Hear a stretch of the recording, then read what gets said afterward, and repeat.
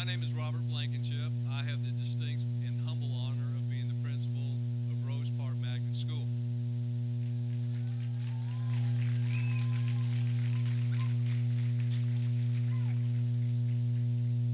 I want to welcome you, and you're in for a delightful Q&A evening. I didn't think I would enjoy one of these, but I've attended. This will be my second one, and I really did enjoy it.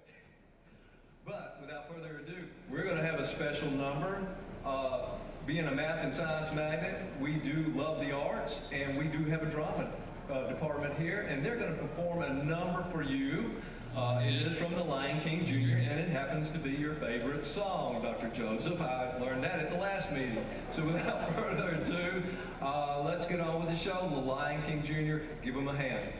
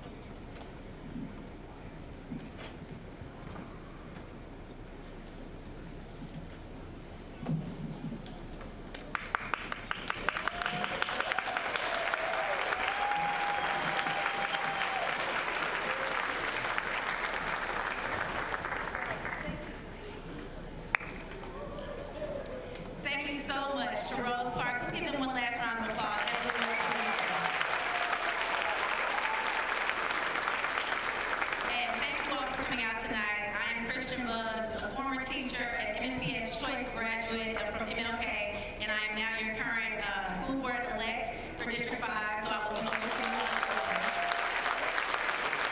And I am here to welcome you all, again, to thank you for coming, thank you for your support, and then to introduce Dr. Joseph. I first remember seeing him, of course, in his interviews online, but then at the first forum, where he was asked 1,001 questions and responded almost always by saying he wanted to collaborate with the community. He wanted to hear what parents had to say. He wanted to hear the concerns of students. He wanted to hear from teachers. And he has proven all that to be true. So I appreciate you all coming and giving him the opportunity to hear from you. I appreciate you giving us the opportunity to hear from you. So thank you again.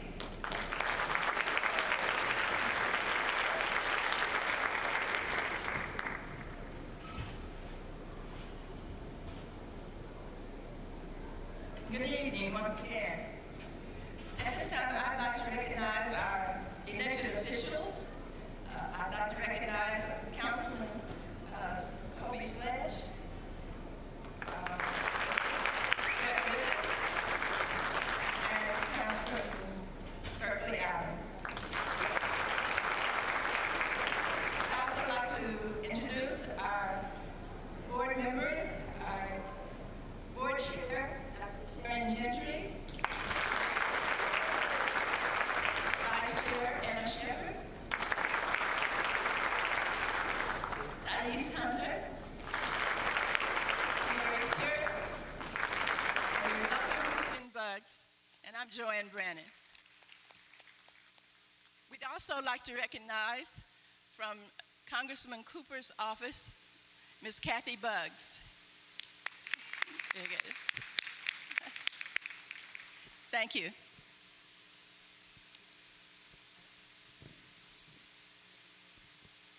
I would like to recognize all of our teachers and principals that are here today. If you don't mind standing up, please.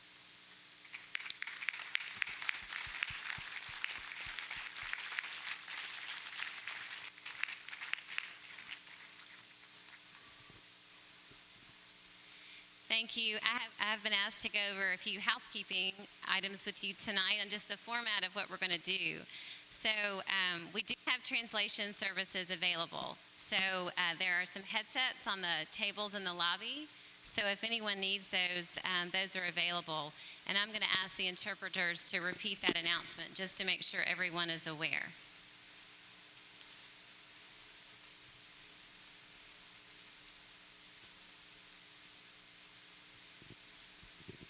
Si necesitan los servicios de un intérprete de español, en la parte de atrás hay auriculares y dispositivos y con gusto les ayudamos. Muchas gracias. नमस्ते मेरो नाम दीपक गुरुङ हो र म Nepali interpreter हुँ यदि तपाईलाई नेपाली इन्टरप्रेटरको आवश्यकता छ भने पछाडि आउनुहोस् अनि हेडसेट लिनुहोस् र म तपाईलाई नेपालीमा अनुवाद गर्न मद्दत गर्नेछु धन्यवाद باش وزمان کردیش مثلا معای تنجدر و هچیل ویره پیدوی ورگرانی بو لو بشتن هزار سپاس مساء الخير اسمي شيري بشرى مترجمة لغة عربية عندنا خدمة فورية متوفرة إذا جيتوا الترابيزة اللي ورا الصالة اللي بره في سماعات عشان تقدروا تسمعوا الترجمة شكرا السلام عليكم مقاعي هو عبد الغني محمود أنا عيد ترجمان كما فعلية في صوماليا أدي أدوبا أنت يعاونوا أنت حفلة نسوته وحنا هاي ديارنا كوعوية وحنا كرتا بابك بنانكا Inglaterra kima chmana me khona phailo khobare chmaro di myama bada plan twa kuni lo ade soyin chmaro apyin ma lecture no no era shi bare lo era jesu pyu apyin ma la yu pe ba jesu tin ne Thank you so much. We're going to go over a little bit about how the format will work tonight, and I just lost it off my phone. So we will have some staff members in the hall and the aisles. Will you raise your hands? Staff members with 2 microphones. So if you have a comment or question, because Dr. Joseph is here tonight at this listening in order to hear from you as well as the board. So if you will just lift your hand up, the staff will come to you with the microphone. We ask that you go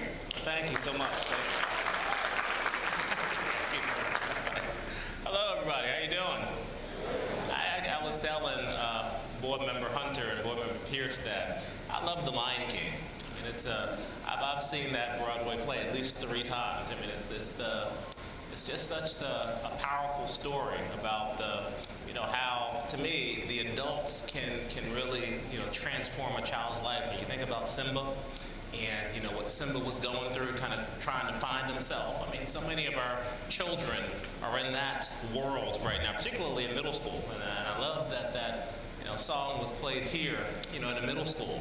Because middle schoolers, they're a little crazy. You know that. I know that.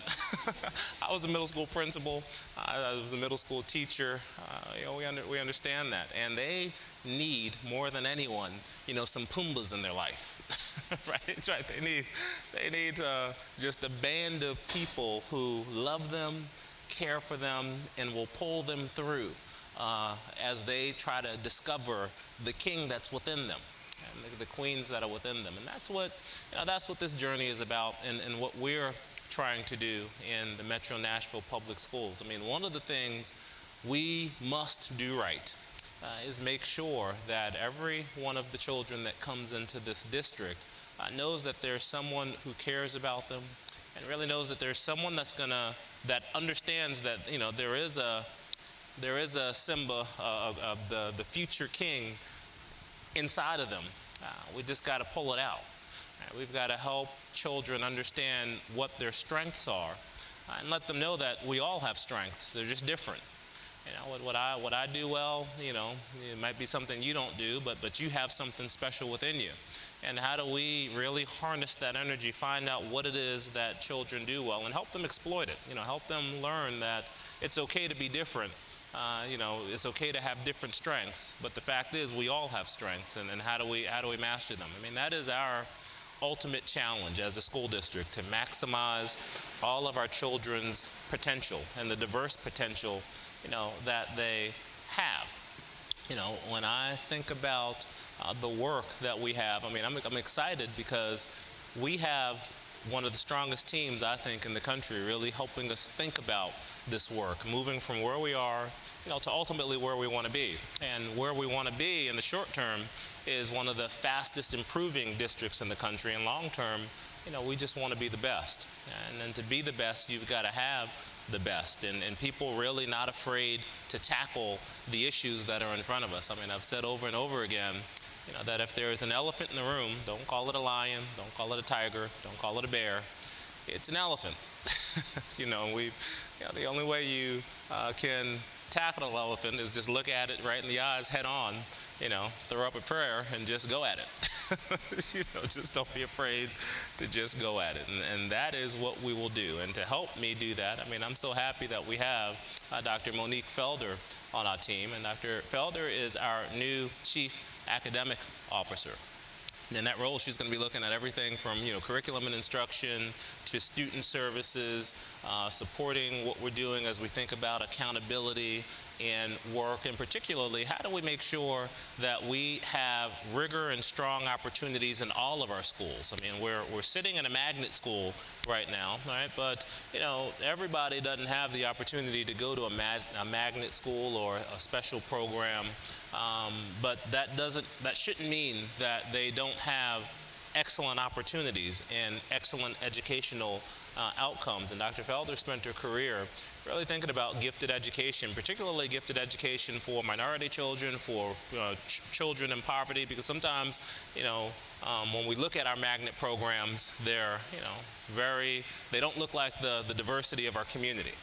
Right? And that's a problem that we ought to acknowledge, and we've got to figure out how we do something about it. So it's great to have Dr. Felder on the team helping us think that type of work through. So Dr. Felder, welcome, and thank you for your support. We split the Chief Academic Officer position actually this year because it's a lot of work. as you have somebody thinking about how to handle the day-to-day and the curriculum and instruction work, more importantly, you've got to think about what happens in the day-to-day operations of schools. So we created a new position, which was the Chief of Schools role. And in that role, Dr. Cito Narcisse is going to really provide principals with the supports that they need to execute on goals. So you see, one of the challenges that we have had in the Metro Nashville School District, and it's a challenge that we have around the country, is lots of times you have high accountability and low support. And when you have an environment where there's high accountability and there's low support for teachers and low support for administrators, people tend to lie, cheat, and steal because they, and they shouldn't do that. But human nature is such that when your job's on the line and people are expecting a lot and not giving you much, people start stressing out at a minimum. Well, Dr. Narcisse recognizes that schools need to be supported, and he's going to be leading our principal supervisors and leading the efforts that are happening with our supports, working closely with Dr. Felder to make sure that as we are clear about moving this district, because let's face it, we got 39% of kids reading on grade level at the 3rd grade level and about 41% reading at the 8th grade level. I mean, that's abysmal. Like that is a crisis that we shouldn't accept. But there are lots, right? Yeah. There are lots of reasons that's the case. And we have to delve in and support schools in moving us forward. So Dr. Narcisse, we thank you for what you will do to help support us in that endeavor, supporting our principals and teachers. Dr. Narcisse. For over a decade, you have been very fortunate in having Chris Henson within the Metro Nashville Public Schools. He has been probably one of the best financial people in the state of Tennessee, really looking at how do we make sure that our dollars are being appropriated in a way that has an impact. And as a result of his excellence, he's been interim superintendent for 2 different occasions. And when I came in, I mean, one of the things we have to do is know and spot talent, and we saw that and knew that in Chris. So we moved his position from Chief of Finances to Chief Operating Officer, because now he's responsible for the execution of all operations within the school district, and really thinking through, how do we make sure supports are being coordinated. So in previous years we had, bus issues for like months. Now we still had some this year. We worked on it. We did our best. There was a lot of complex issues, but notice how they dramatically decreased over time, and that was a result of Chris's tenacity working with the team, providing the type of excellence that we would expect with someone from his caliber. So, just how we quickly were able to solve bus issues, we're going to be thinking about how do we make sure the dollars that we spend are impactful, and those programs that we're investing in that we're spending lots of money on that aren't getting results, we'll figure out how to stop doing that stuff because we've got limited dollars. How do we make sure that the dollars that we have count? So, Mr. Henson, thank you for all the work that you've done and what you will continue to do for us. We are one of the most diverse school districts in America. One of the largest too. I mean, we're the 42nd largest school district in the country, and we've got over 100 languages spoken here. And it's interesting. A lot of times when people talk about diversity in large school districts, they talk about it from a deficit perspective. They talk about all the challenges that are associated with diversity, and they really seldomly spend time thinking about the opportunities that we have when we have people from different cultures, different languages, different races, different religions together. But just because people sit together in a building doesn't mean that they necessarily learn from one another, grow with one another, and appreciate one another. That takes intentional leadership. And we couldn't think of anybody better to bring on our team than Dr. Maritza Gonzalez to support our efforts to look at issues of diversity and equity. She had that role, similar role, in Prince George's County, Maryland, where she really did an exceptional job bringing all the voices within a community to the table to understand the various perspectives that were at the table. It's a scary thing that even though sometimes when I looked at this district when we came in, our district does not, our staff for example, does not look like the diversity of our community. And someone has to say, that's a problem. We've got to do something about that. And beyond that, the voices of the community are not at the table when we're making key decisions. And that is also a problem. So one of the challenges and opportunities Dr. Gonzalez will have for us is looking at every aspect of operations in the district and thinking about, so do we have the right voices? Do we have the right leadership? Where are there opportunities for us to really think about our work from an equity lens and an excellence lens? So Dr. Gonzalez, thank you for joining us in the work that you'll do. And tonight we're talking about choice, and that's been a fun topic in Tennessee, right? And then within our school district. And listen, I think choice is a great thing. I think we've got to broaden our definitions of choice, and we've got to make sure that there are great choices in every school, our local schools as well as our selective schools. And I think there's room for all. But we've got to really be thoughtful and really open the conversation to be much broader than it has been. Right now, when we talk about choice, more often than not, people are talking about charter school versus non-charter school, and there's a lot of other things to think about. Dennis Queen has been in some of the largest, most diverse school districts in America. I mean, he's been a middle school principal, he's been a high school principal, he worked in the Charlotte-Mecklenburg school district, and he's worked in Milwaukee schools, and those two districts in particular have dealt with choice longer and with the complexity much greater than what we have here in Nashville. And he understands that choice is a good thing.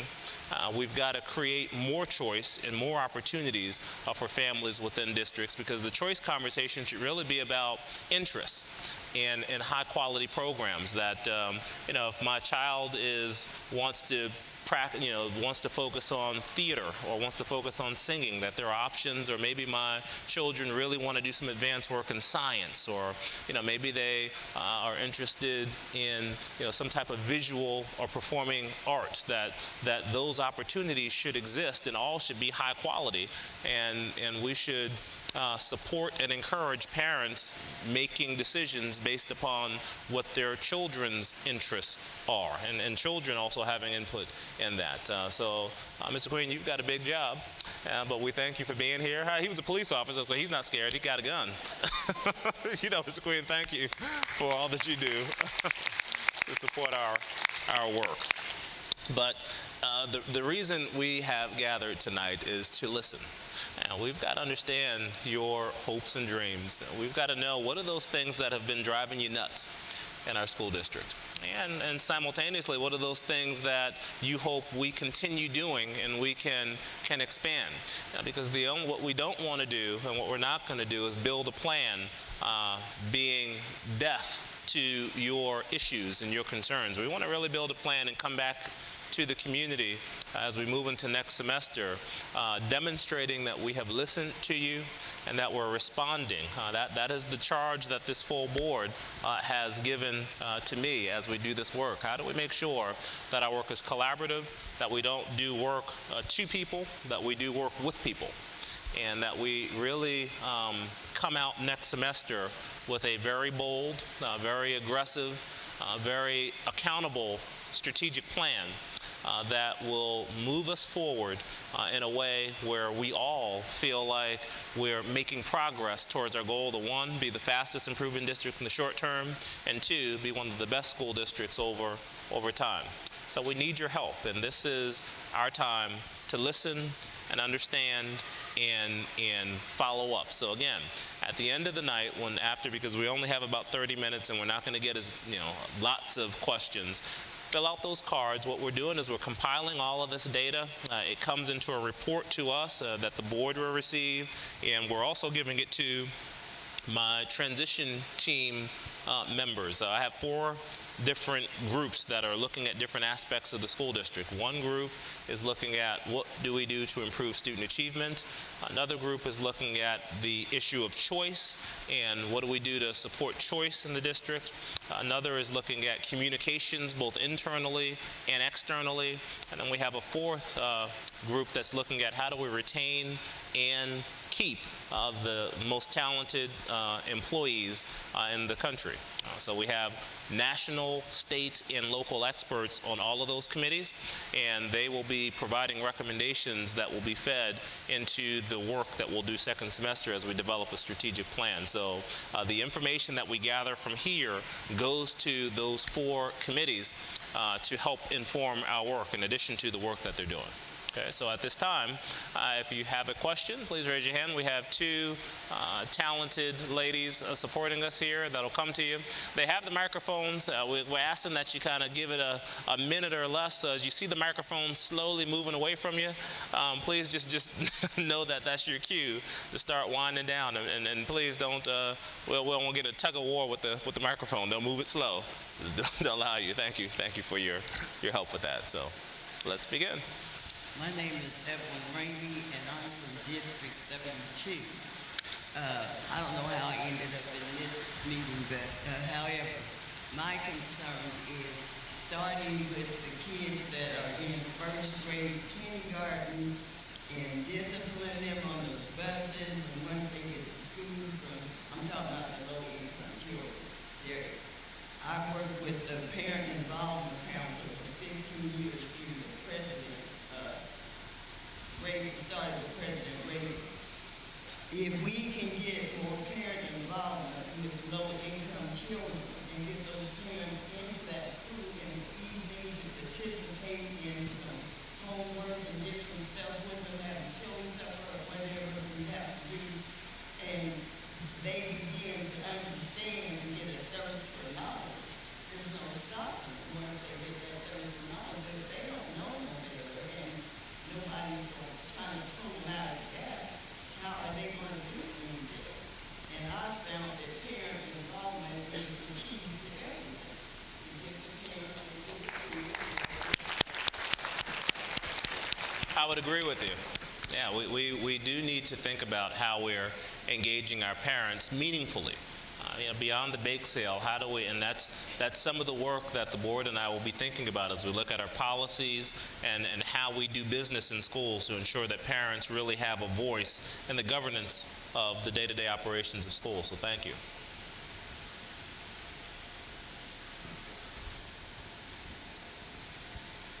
Hi, I'm Brandy Fenderson, and I'm the Executive Director of East Nashville Hope Exchange. And our mission is to strengthen literacy of at-risk children in East Nashville. And I would love to talk to you professionally about everything you said about that 40%. The schools we target are more at 18 and 20%. So I'm going to put that to the side, and I'm going to be Ella's mom tonight. I want to know, I'm going to get to my question before the time's called. I want to know why my daughter is one of 2 students of color in one of the highest performing schools in the state, which is Laughlin Design Center. My choice, when we talk about choice, was choose a high performing school where the people don't look like her, or choose the school a mile down the road where the statistics are abysmal and everyone's labeling it failure school. And I want to know why do I have to choose that school that is high academics, where no one looks like her, or a school where it's underperforming? Why can't it be more diverse at Laughlin? Yeah. That's a great question. Like I shared, it's something we need to look at. Nationally, we know it's an issue. And I think one of the things we need to do is look at our admissions policies. We have to look at how we identify students as gifted. And more importantly, I think we have to look at what's happening in our neighborhood schools to make sure that children have high quality, rigorous options in all neighborhood schools. So that's a big part of the agenda. And I agree with you, that shouldn't be the case. It is right now. And our job is to work to make sure we have both equity and excellence simultaneously in all schools.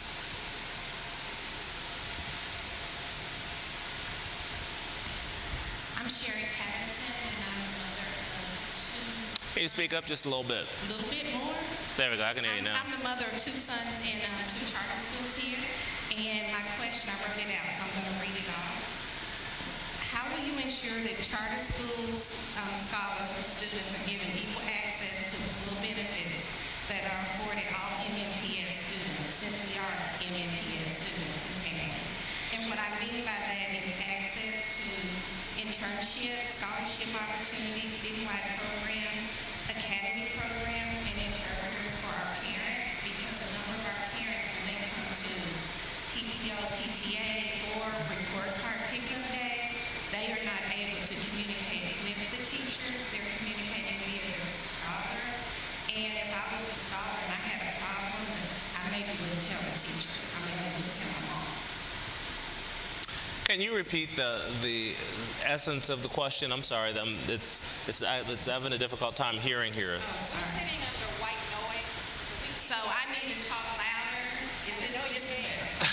You know I can. You know I can. Okay, the bulk of the question is, how will charter school families be afforded the same access to benefits that are provided to all MNPS students, like scholarship opportunities, internships, academies, as well as interpreters for our parents when they come to parent-teacher conferences, because we do have a lot of non-English speaking families, and the students should not be afforded the opportunity to not relay the correct information from the teacher. Sure. Thank you for that. You know, that's something I don't have enough information on to answer right now, to be honest with you. But I don't know if any of the board members have any insight to that dynamic and resources and supports, but it's something that I can follow up on. And if you were to leave your name and information at the end up front, I'll be able to have Mr. Queen follow up with you specifically, because he's not on stage, but that's in his domain. I'm actually from District 1, from Jolton area, but I have a few concerns, and I'll make it really quick. One is substitute teachers. Speak up just a little bit. What are you going to do about more substitute teachers? It's an issue.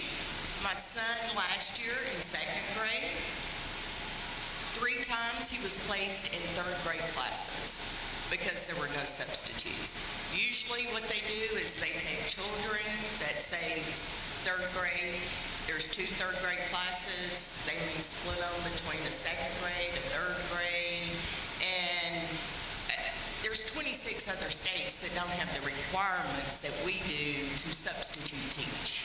It's almost ridiculous that we ask someone with a bachelor's degree or 60 hours toward bachelor's or all these accredited, these $39.95 charges, $49.95 charges, and we pay them $73 a day. So our students are really the ones suffering. Another thing is oversized classes.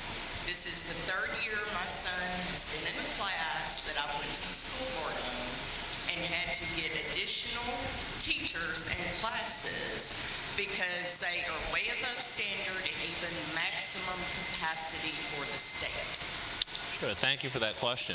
So Mr. Hinton and I have been speaking since my 2nd week on the job about the substitutes, because we know that is an issue, and our human resources team is looking at options that we're talking about rolling out this year to consider, and also our human resources team on my transition team is also looking at short-term and long-term solutions. So this year, soon, we should see some strategies being rolled out, looking at their salaries, also looking at the requirements, whether we can increase the pool by looking at the requirements that we have at different levels and so forth. But we know it's an issue, and as the point with the second question about the enrollment. Right now, as we go through the first few weeks of school, we will begin, getting roles and working with principals to see whether we can redeploy resources to schools based upon needs. You'll have,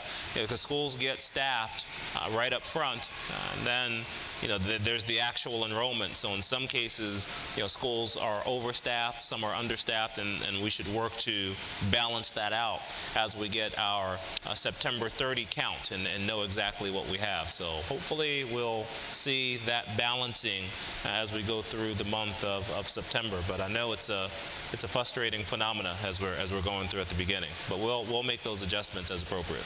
Should we also get our chairs up to the pulpit? That might work, yeah. Let's scoot up to the We're going to scoot up a little bit. Yeah, maybe we can hear a little better. This is much more intimate. I like this. He's kind of nice. so loud back there. Right. I think if you scoot up. Right. This does help. Thank you. I'm Roland Yarbrough. I have a daughter at Hume Fogg. I realize there are many challenges in communicating with parents and the community as a whole. One of the things that I've wondered about, we have a national 50% divorce rate. Speak up just a little bit. We have a national 50% divorce rate. So I would like for the MNPS to consider, where divorced families are involved, sending information to both parents as opposed to just the one that the student lives with most of the time. Yeah, so those situations can be tricky for schools. What I will say is that if you're on that yellow card and you have, full parental rights and you work with the school on that, they can work to get that information to you.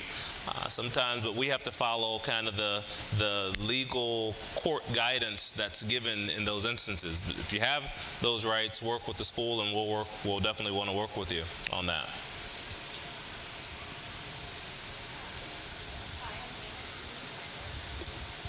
Hi, I'm Dana Janine Diamond.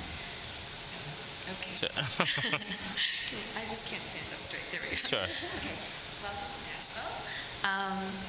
So you might have heard I've been asking about the STRIDE program, that means that every student in the district is supposed to have a student ID badge before day one so they can ride on the MTA for free to school. This especially affects families who have financial issues. And last year, a lot of kids didn't get their badges till several months into the school year. Parents were shelling out money, which is taking food off their tables. This year, there's an exacerbated problem because of the complications with the database rollout. And so when I realized this was a problem, I started asking about a week ago and trying to see who's in charge of this program, who's tasked with making sure it works effectively. How can we have a temporary solution? How can you reach out with communication to families to make sure they know that their student should be able to have free transportation, especially for the choice program? And I haven't really quite gotten the answers yet. I've made a lot of calls, and I guess what I want to ask you now is, we know that there's kids who don't have their badges. So first, hopefully by next year, there's 4 agencies that sponsor this program. I've contacted every one of them, and including people in your department. No one's been able to say this is the person who is in charge of making sure this program works. There's a beautiful press release on MTA's website that you guys link to. You're in that press release. Mr. Stephen Bland is in the press release. But there's no language saying, if you need to make sure that we get a student ID badge to your student before day one. Failing that, we have temporary passes that are 7-day passes, 1-day passes, whatever maybe. We will get those temporary passes to your student. Contact us. Or you could be giving a box full of temporary passes to the school principals to let them distribute. I know my school, which is NSA, which is my daughter who's doing her homework right now. I know they were told no, they could not have a box full of passes. They were told, find your hardship list, and then we'll find out. I just really want to see our principals entrusted with more responsibility to make sure their kids can get back and forth to school. I got it. Well, thank you. What I would say is, Will, thank you for bringing that to my attention. we'll look into it. And Mr. Chris Henson is here. At the end of the meeting, touch base with him, and we'll take that back and come up with a solution and communicate to everybody. But thank you for bringing it to my attention. Hi, Dr. Joseph. My name is Laura Hassler. I'm a parent of a 6-year-old second grader here in the district.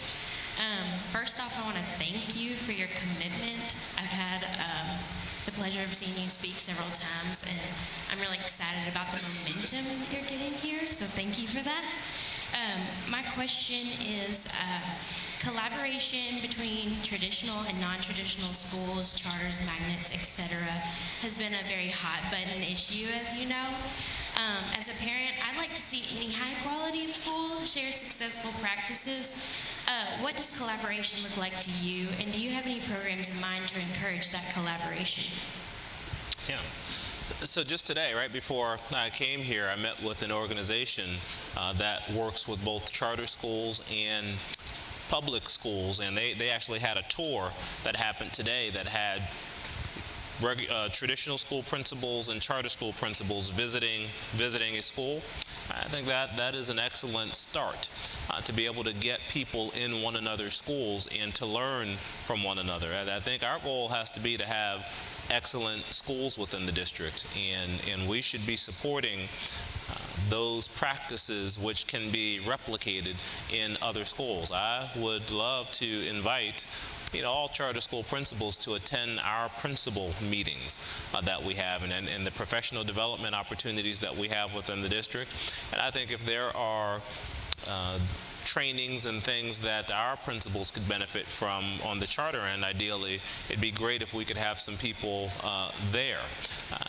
When you work together hand in hand with somebody, you dispel some of the myths that exist between one another. And we've got to do a better job with that. So I've been open, and I've been meeting and visiting all schools. So I'll visit all of the charter schools within our district, and our staffs will be there as well as our public schools. Because again, our goal is to sit down and ensure that we have great schools in all of the districts. So whatever training opportunities that we have, there are resource challenges, but I think we can work together to get over them because again, we have one goal, and that's just great schools within Nashville.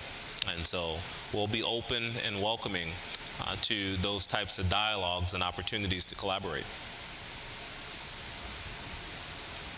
Hi, my name is Tashima. I'm a parent of 3 students at Metro School, and I have a 2-part question or statement. First is, you talk about choice and option. It doesn't really feel like much of a choice and option when you go on the site, you compare the schools, and a lot of the schools aren't doing well in the district, aren't testing well in the district.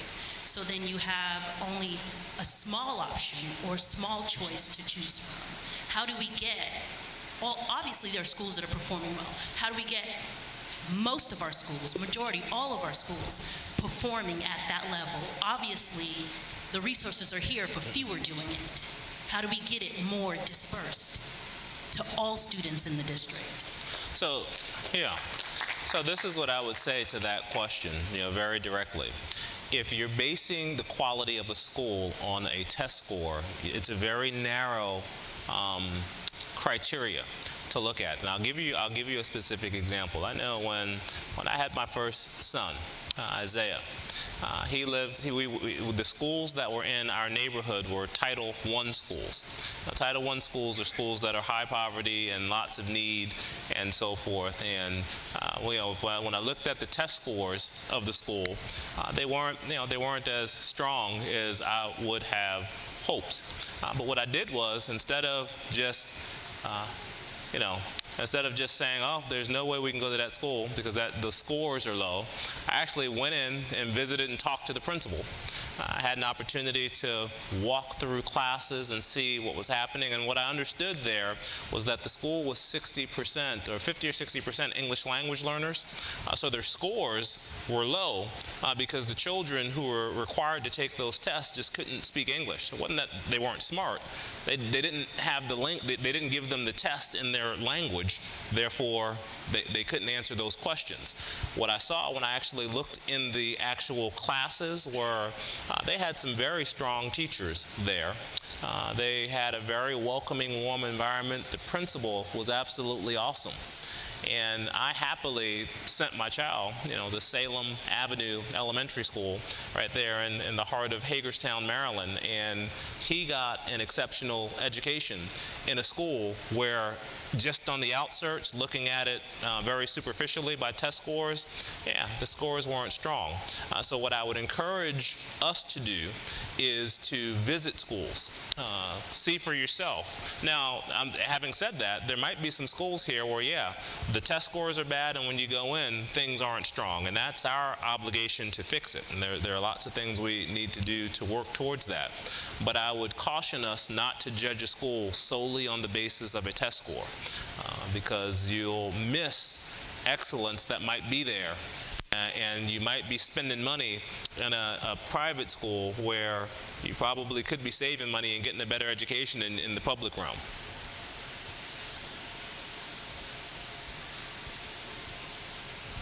This is actually a question on behalf of a friend of mine who wasn't able to attend this evening.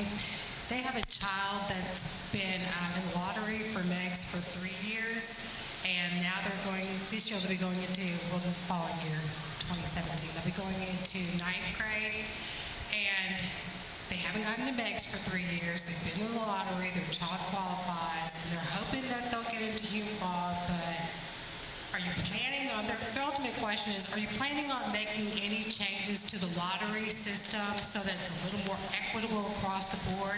Because you know that you are going to have the kids from the MEGS magnet schools, from the magnet schools that are guaranteed seats in the high school, which make that pool even smaller and more difficult for all the other kids in the district to even get an opportunity to attend those schools.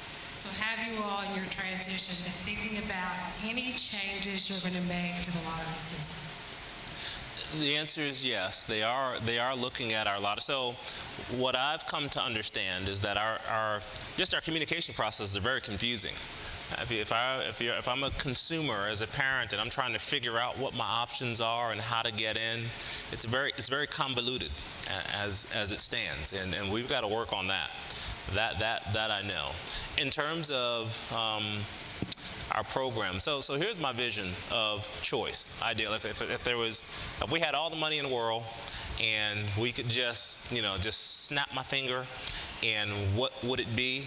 I like districts that have just moved away from boundaries. So maybe within a cluster or within a region, if we were separated into, let's just say 4 or 5 different regions, we would identify as communities what are specialized programs and options that can exist in schools. And when it came time for 8th grade, at 9th grade, when they looked at a high school, maybe they had a choice of 5 high schools, all children would have to apply to a choice school. Right, and we'd work out the transportation, but there'd be, highly selective, high-quality options in each one of those schools that parents and families can choose based upon interest. And we'd run a lottery to make sure that no school was, adversely impacted by, lots of different factors that could impact overall achievement. And we'd look at those best options and work towards that. But we'd have those type of zones in different areas. So that way parents would have a real choice. It would create a sense of, healthy competition, but really the choice piece would be there for parents. Now, the proposition, and there are numbers of districts that are doing that, and one of the things that the Choice Committee is looking at is they're going to visit some school districts. If you look at what's happening in Wake County, North Carolina right now, or Montgomery County, Maryland, or over in Brevard County, Florida, Charlotte, Mecklenburg, they have some pretty innovative options that give parents total options, and I think charters fit in that realm. I mean, the option could be, you have these schools, you have some high-quality charter options, and it's a portfolio that people can select from. The challenge in just snapping and doing that is very complicated and complex, really laying out the lottery system in that type of option. It's very complex with the transportation. It's very expensive because you're opening up zones and you're telling people they can go anywhere, and how you go about doing that. But I think that's what I like. We got to fund it. Find the ways to make some of that type of stuff happen, and have high-quality programs, and talk about what types of programs we would want, and thinking about what industry would move us to. So your question may have gone to, sometimes we get caught up in these highly selective programs. I mean, HumeFog and MOK are highly selective programs, and I believe in them. I mean, because I do think that within a community, you have a highly gifted child that exists that needs something special and unique and different, and they need like peers to be working there. Now, that's a small portion of the population as a whole, so everybody doesn't necessarily need that. But I do think there are students who do, and we should have criteria to allow them to have that type of program as we go through as a part of our overall strategy. Do we need more? I don't know. I mean, I haven't looked at the data enough to see if that demand is really there for those types of needs. But it's complex, and we have experts looking at, on our choice team, really looking at those options, and they're going to give me some recommendations based upon where we are, thinking about how we move forward. So I look forward to those recommendations and how we move towards it. But that's what I'm thinking. Hi, my name is Elizabeth Moss, and I signed in as a community person. However, I'm really a grandmother of 2 Metro students, both by choice, by lottery, one at Sylvan Park and one at MLK. But my question is, on a listen and learn for school choice, where are Mr. Pinkston, Ms. Spearing, and Ms. Frobe tonight? Yeah, I don't know. I'm not sure what their schedules were for the evening, but I'm sure if they could be here, they would have been. Good evening. My name is Nina Lockard, and I am the parent of 3 young boys that do attend Metro schools, one of them being here at Rose Park.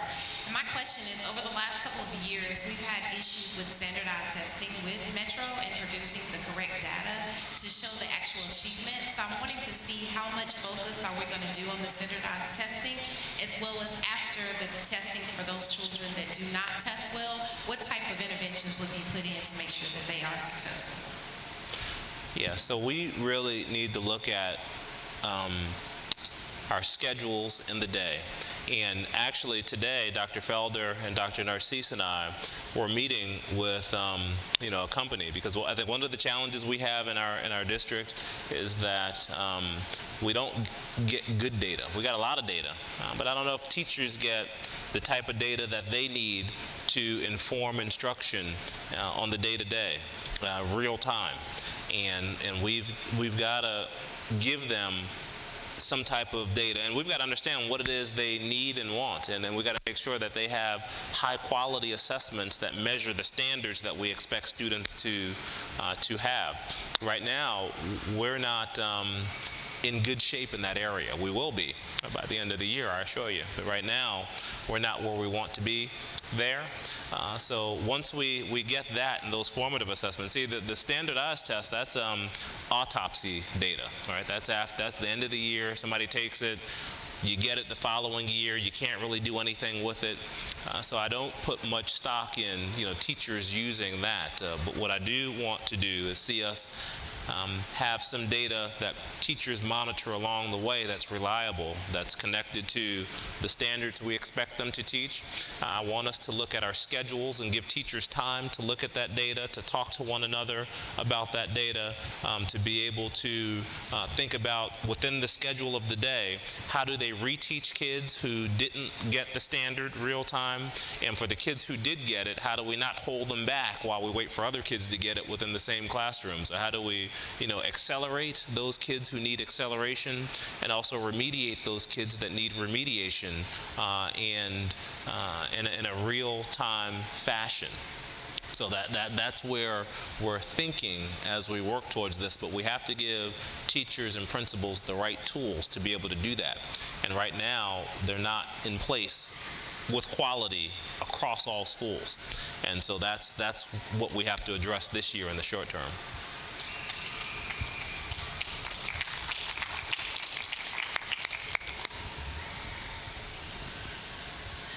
Hello, my name is Chandra Hudson. I have 6 kids, 4 grown, and a set of 8-year-old twins, and I've gone full circle. I had children in metro schools, magnet schools, charter schools. We're back to metro again. And I have one son that's graduated from TSU recently. My question is... Now you look like you just graduated from TSU. You got great genes. Thank you. I am concerned about the trend of charter and now metro schools holding PTO and PTA meetings to convince parents to share their child's Title I funds with the entire school. I thought these funds were earmarked for students who need a little extra help in classrooms. Has this changed? Say that once again, I'm sorry. I am concerned about the trend of charter and metro schools holding PTO and PTA meetings to convince parents to share their child's Title I funds with the entire school. I thought these funds were earmarked for students who need a little extra help in the classrooms. Has this changed?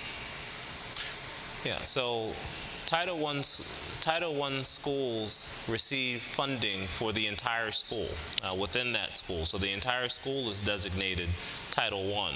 And within that, principals use those funds to prioritize supports for children within that school to see achievement rise within the total school.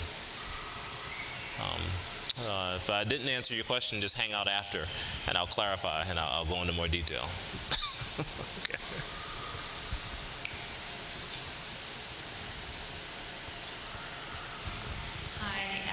My name is Alice Gagnier-Rowley. I have a 4.5-year-old who I hope will be a 4th-generation Metro Nashville Public School graduate. And I just wanted to underscore, he currently is in the Encore program. And when I think about the mantra of a mentor and a great friend and probably one of our greatest national education leaders, Lamar Alexander, who's our senior United States Senator, who the Wall Street Journal just said that has legislated the most immense transfer of power from the federal government back to the states and the local districts in the last 40 years. So we are about to see the largest transfer of power to the folks on the stage. Yes. So my question, and to underscore that, my grandfather graduated from Hume Fogg, and so did I, and it is strange to me that as a city that is 6 times as large, that we don't have 4 or 6 Hume Foggs in terms of that capacity to say we can do more. So it goes back to demand. I don't know I haven't looked at that data yet to know what so I know there's a demand in terms of people want to get into the school, but want and need are 2 different things. And one of the things that we need to look at is, I know the want is there, is the need there?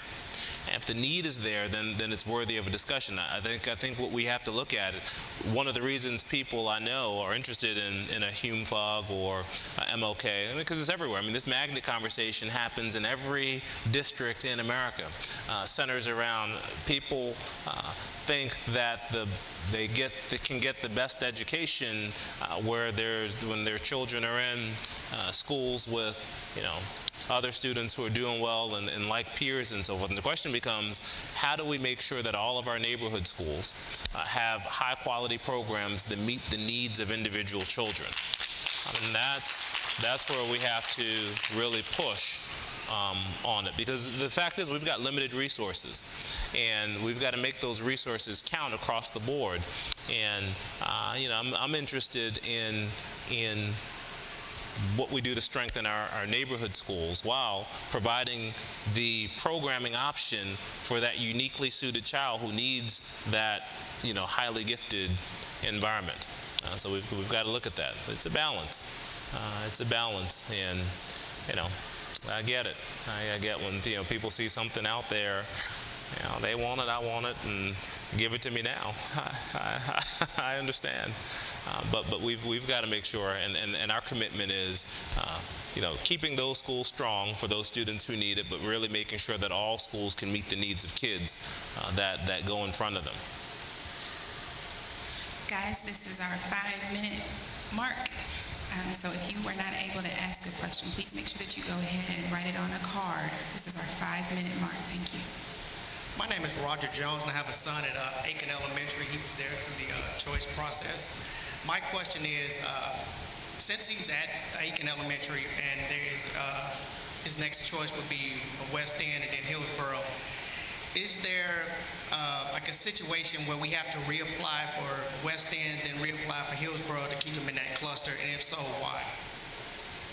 I would need to look into that. I don't know enough about our policies. If someone on the diocese knows that, they can address that issue. So yes, we've been taking a hard look at that, but right now you do have to reapply at Weston Middle, which you are first priority after zone students. So any feeder student already in Aiken or Silver Park in that situation has first priority to get into Weston Middle.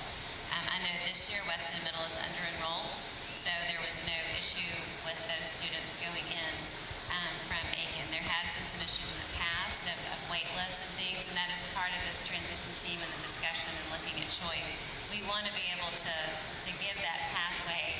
It's often a matter of capacity, and also explain to our zone families that we don't guarantee them 13 years in their pathway if a rezoning were to take place. So, but you are first priority as you go from tier to tier.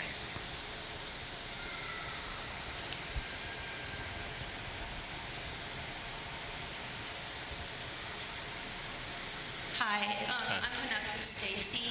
I have a daughter who has spent 4 years at Meg's and is now a freshman at Fall. At the beginning, you talked about diversity and not having enough diversity in magnet schools, and I've heard that a lot over the past year. Diversity in this school system and probably across the country is white, Black, Asian, Latino, and Native American. Meg's is quite possibly the most diverse school in this city. We have Kurds, we have Eastern European, we have a lot of Canadians. We have an entire group of people, and I think it's a misnomer to talk about the magnet schools not being a diverse group. And I just wanted to let you know that you should go down and meet some of the people that are there and see what makes that school special. My daughter went to what is considered one of the best elementary schools in this city, and she was forgotten because she was at a higher level. She spent most of her life sitting in a library reading. When we got to Meg's and Dr. Underwood, her whole life changed. And I think if you can tap into that magic that helps that kid that's forgotten, I think you might get some more. Thank you. So, yeah, I understand the complexities of diversity, and I agree with you. But I will say, America has had challenges with race. Now, let's just put it on the table. And when people talk about diversity, particularly people, who are not white, talk about it. I mean, you see the optics, and those optics become alarming. And I think that's something we've got to, acknowledge, and something we've got to think about. I mean, there are multiple dynamics of diversity, but we can't overlook the race one, because that's one, particularly in this country, that has been very, very contentious. And sometimes we talk about it when we walk outside. I mean, that's when we say diversity sometimes, and people say, when people see schools with lots of students of lots of different racial backgrounds, sometimes they get alarmed, and they want to send their kids to schools that where kids just look like them, like they like homogeneous environments. They don't. It's not the popular thing to come out and say, but it's the elephant that we said we were going to go ahead and put on the table and tackle. So, I don't want to dismiss those conversations, but I agree with you that diversity is more than race, but race is the one that smacks people in the face every day, and I think that's what people react to. Everyone, this will be our last question. We do sincerely apologize for not being able to get to everyone, but please make sure that you use your question cards to fill that out, and we will answer your question accordingly. Thank you.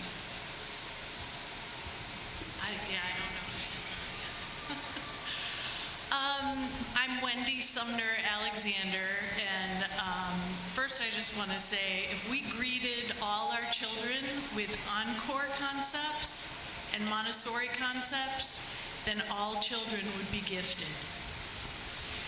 And then I want to say, we're recently re-entered the MNPS system, and we all come to rely on technology.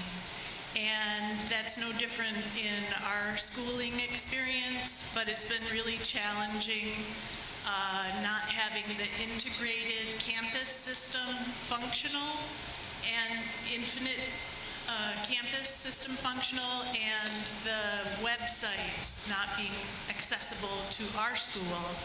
I know that they're trying to have a district integrated websites, and there have been a lot of changes with that. But these hiccups in our technology have had real impact on real people, like trying to get your student transferred to the correct classroom, but the computer isn't functional, so she's stuck there for a week, not being taught what she needs to learn. And then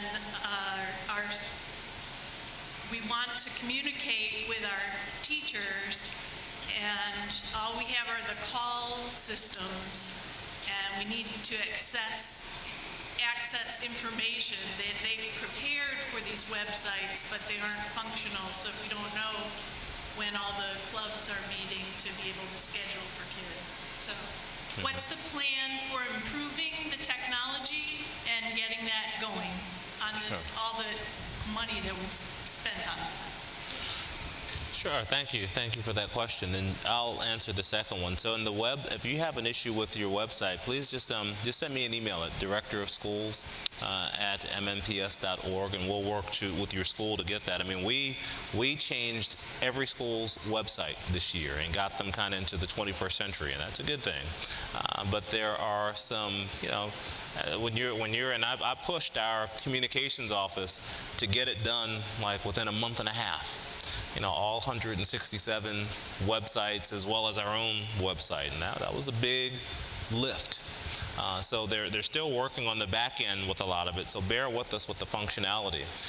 But we wanted to get that up and going, by the start of school, and they're going to be working on it through December, really adding all of the functionality. So they got the initial surface face on it, and they're in lots of pieces, but they're working still diligently, and it's going to take time because when you take on 167 websites plus your own, it's a lot.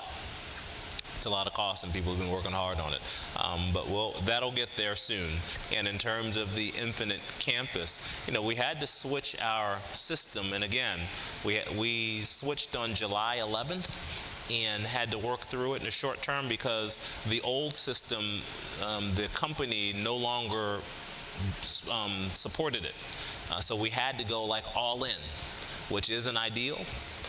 When you're talking about, so many kids in such a big school district, but we didn't have a choice. So we have worked hard to get the kinks worked out of that as well. I mean, again, I don't make excuses. It's just, it has been a long, hard summer. You know, people have been working to get that stuff. But I think when we move into, as we move through this quarter and get into the next quarter, the improved functionality that you'll get with the technology will be, you'll see it's a great improvement. But we're in a period of growing pains right now. So please bear with us. But if there are any issues that you have, let us know and we'll work to address them.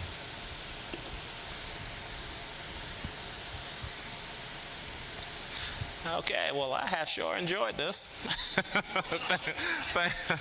Thank you all for all that you do, and know that this is just the beginning of our conversation, that we will continue to have this conversation, and we're definitely going to come back out next semester as we have built a draft strategic plan to get feedback from you before we execute it come next school year. So have a safe trip home, and we hope that you have an extraordinary school year. So thank you.